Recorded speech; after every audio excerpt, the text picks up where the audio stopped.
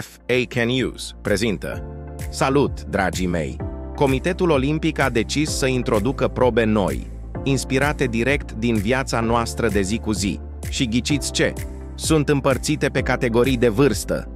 Pentru tinerii între 16 și 25 de ani avem probe spectaculoase precum aruncatul cu privirea, un sport de mare finețe, admiratul frumuseților naturii, cu mențiunea fără claxonat, și celebra probă de visare cu ochii deschiși, care necesită minim 3 ore de antrenament zilnic.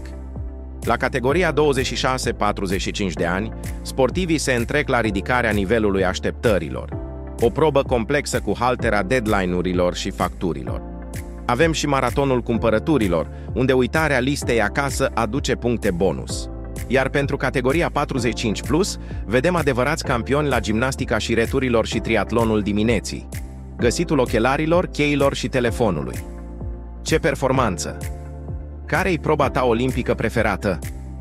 Lasă-mi un comentariu și spune-mi la ce ai luat tu medalia de aur. Nu uita să dai like și subscribe pentru mai multe știri care îți aduc zâmbetul pe buze. Ne vedem la următoarea ediție FA Can Use.